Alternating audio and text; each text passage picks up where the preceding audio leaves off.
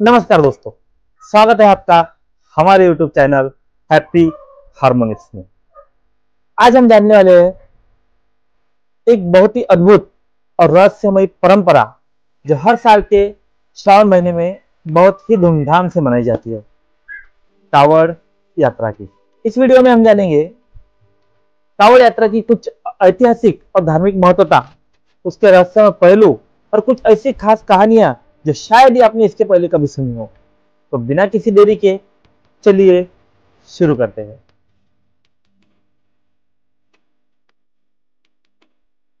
कावड़ यात्रा, जिसे हर साल के श्रावण मास के दौरान मनाया जाता है, हम सबको पता है ये एक बहुत ही महत्वपूर्ण हिंदू धार्मिक परंपरा है।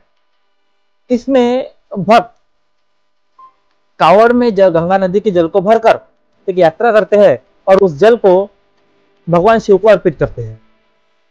लेकिन इसके पीछे की कथा और इसका इतिहास बहुत ही गहरा और रोचक है, जो आज हम यहां जानने वाले हैं। तो दोस्तों, एक कहानी है। सबसे पहले कावड़ यात्रा किसने की थी? राजा भगीरथ। ठीक है, अब आप बोलोगे राजा भगीरथ कौन है?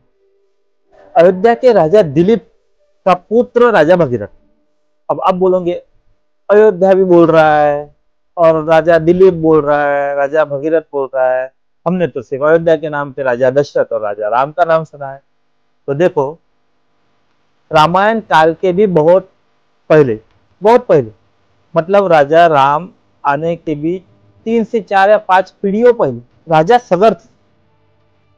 अब राजा सगर की एक अलग कहानी है जो हम इस वीडियो में नहीं जानेंगे। अगर आपको वो जानना है राजा सगर के बारे में तो कमेंट कर देना, हम उस वीडियो राजा सगर के बारे में भी लाएंगे। ठीक है, अभी फिलहाल कंसंट्रेट करते हैं राजा भगीरथ, जो कि अयोध्या के राजा दिलीप के पुत्र थे। अब क्या होता है, राजा भगीरथ को ये कावड़ यात्रा क्यों करनी पड़ती है, ये हम जानेंगे। दोस्तों, राजा भगीरथ के पूर्वजों को एक श्राप था, ऋषियों द्वारा एक श्राप मिला था। उसकी एक अलग कहानी है जो हम देखेंगे अगले किसी वीडियो में देखिए। ठीक है, तो इतना जानिए कि एक श्राप था। वो श्राप कुछ इस तरह था कि उनके पूर्वजों को कभी भी मोक्ष की प्राप्ति होने वाली नहीं थी, वो पाताल लोक में भटकते रहने वाले थे। इसीलिए राजा भगीरथ ने उनके पूर्वजों को मोक्ष की प्राप्ति दिलाने के लिए उनको गंगा का जल होना था, गंगा नदी का जल होना था। उस जल को अगर लेके जाके वो उनके अस्थियों पर अगर समर्पित करते थे, उनके पूर्वजों के अस्थियों पर, तो उन्हें मोक्ष की प्राप्ति मिलने वाली थी। ठीक है, लेकिन गंगा तो पृथ्वी पे पहले थी ही नहीं। जिस काल की, जिस वक्त की अपन बात कर रहे हैं, और गंगा माता को उनकी तपस्या से प्रसन्न, उन्होंने बहुत तप किया, बहुत गंगा माता को उनकी तपस्या से प्रसन्न तो कर दिया। लेकिन एक सवाल उनके सामने था। गंगा माता ने बोला कि मैं पृथ्वी पर आ नहीं सकती, क्योंकि अगर मैं पृथ्वी पर आती हूँ तो मेरे वेग से ये पूरी पृथ्वी तबाह हो जाएंगी, ये पृथ्वी मेरे वेग को सहन नहीं कर पाएंगी। तो इसका समाधान उस समय भगवान शिव जी ने दिया था। उन्होंने गंगा माता को अपनी जटाओं में स्थान दिया, अपनी जटाओं में रखा और सिर्फ एक धारा पृथ्वी पर उतारी, वो भी कंट्रोल स्पीड के साथ। मॉडर्न में अगर देखा जाए तो स्पीड कंट्रोल के साथ। ठीक है, और तब जाके वो गंगा नदी अस्तित्व में आई पृथ्वी पर। उस समय फिर भगीरथ ने एक कावड़ लिया, एक कावड़ में माता गंगा का जल लिया और वो जल लेके और एक लंबी यात्रा कर उनके महल तक, अयोध्या तक, इन शॉर्ट हिमालय में तपस्या की थी ना, अयोध्या तक एक लंबी पैदल यात्रा की। इसीलिए ये कहानी तब से है। मतलब कि अभी आधुनिक में अपन क्या करते हैं, जो कावड़ यात्रा है, गंगा नदी का जल लेते हैं कावड़ में और एक यात्रा करते हैं पैदल शिव जी के मंदिरों तक, और वहां वो जो जल है तो शिव जी को अपन अर्पित करते हैं। यही कावड़ यात्रा है। ठीक है, तो वो चालू उनसे हुई, राजा भगीरथ से। उन्होंने गंगा माता का जल एक कावड़ में भरा और एक लंबी और कठिन यात्रा की, और वहां जाके उन्होंने वो जल उनके पूर्वजों के अस्थियों पर समर्पित किया। तब जाके उनके पूर्वजों को मोक्ष की प्राप्ति हो सकी। ये एक कहानी है। ठीक है, ऐसी एक और दूसरी कहानी है, रावण के समय की है, वो भी अपन सुनेंगे। अब बात करते हैं रावण और शिव के प्रसंग। रावण भगवान शिव का अत्यंत भक्त, हम सब जानते हैं। रावण भगवान शिव का बहुत ही बड़ा भक्त था। रावण की तपस्या और उस भक्ति को लेकर बहुत सारी कहानियां प्रचलित हैं। वैसी एक रोचक कथा के अनुसार रावण ने गंगा जल को एक कावड़ में भरकर शिव जी को अर्पित किया था। ठीक है, उस वक्त रावण ने उस गंगा जल को पाने के लिए एक बहुत ही कठोर तपस्या की, बहुत कठिन, कई सालों तक की। उसकी इतनी कठोर और कई सालों की तपस्या से प्रसन्न होकर गंगा माता ने उन्हें पवित्र जल दे दिया। ठीक है, रावण ने उस पवित्र जल को एक कावड़ में भरा और भगवान शिव को अर्पित किया। कावड़ यात्रा की परंपरा का ये एक अद्वितीय पहलू है जो हमें यह दर्शाता है कि भक्ति का हर रूप, हर स्वरूप स्वीकार है। भक्ति चाहे मनुष्य करे, भक्ति चाहे राक्षस करे, भक्ति चाहे देवता करे, भक्ति का हर रूप, हर स्वरूप स्वीकार हो।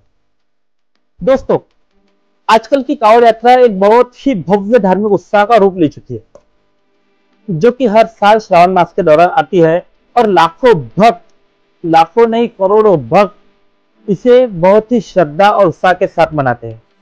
चलिए जानते हैं आज की कावड़ यात्रा कैसे आयोजित की जाती है।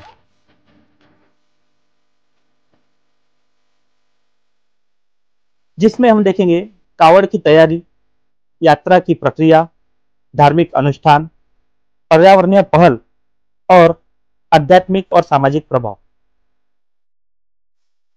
दोस्तों, भक्त अपनी यात्रा के लिए विशेष कावड़ तैयार करते हैं जो लकड़ी, धातु या अन्य सामग्री से बन सकती है। कावड़ पर अक्सर धार्मिक प्रतीक और प्रतीक की सजावट की जाती है। पवित्र जल, भक्त गंगा या अन्य पवित्र नदियों से जल भरकर कावड़ में ले जाते हैं। यह जल भगवान शिव को अर्पित किया जाता है। यात्रा की प्रक्रिया, लाखों भक्त विभिन्न मार्गों से यात्रा करते हैं। कई बार कावड़ को कंधों पर उठाकर या सिर पर पकड़कर यात्रा का मार्ग प्रायः नदी या मंदिरों से होकर जाता है। यात्रा के मार्ग पर विशेष सुरक्षा व्यवस्था की जाती है, जिसमें पुलिस, स्वयंसेवक और अन्य संगठनों की मदद ली जाती है। विभिन्न स्थानों पर विशेष चिकित्सा शिविर और अन्य सुविधाएं भी उपलब्ध कराई जाती है। धार्मिक अनुष्ठान, आराधना, यात्रा के दौरान भक्त शिव मंदिरों में जाकर पूजा अर्चना करते हैं और कावड़ से जल अर्पित करते हैं। यात्रा के दौरान भजन, कीर्तन और धार्मिक गीत गाए जाते हैं जो भक्ति और उत्साह को बढ़ाते हैं। आधुनिक कावड़ यात्रा में पर्यावरण संरक्षण की दिशा में भी कदम उठाए जा रहे हैं। कई भक्त अब प्लास्टिक की बजाय बायोडिग्रेडेबल सामग्री का उपयोग करते हैं और कचरा प्रबंधन पर ध्यान देते हैं। आध्यात्मिक और सामाजिक प्रभाव, भक्ति और एकता, कावड़ यात्रा भक्तों को एकजुट करती है और समाज में भक्ति की भावना को प्रोत्साहित करती है।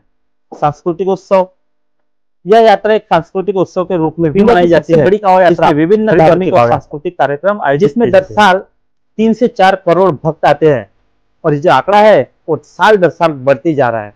इसलिए दुनिया की सबसे बड़ी तीर्थ यात्राओं में से एक मानी जाती है। ठीक है, यहाँ इंडिया के हर अलग अलग राज्यों से लोग आते हैं। उत्तर प्रदेश, बिहार, दिल्ली, हरियाणा, पंजाब, हर राज्य से अलग अलग लोग आते हैं। कावड़ यात्रा श्रावण मास के पहले दिन से शुरू होती है और पूरे महीने तक चलती है।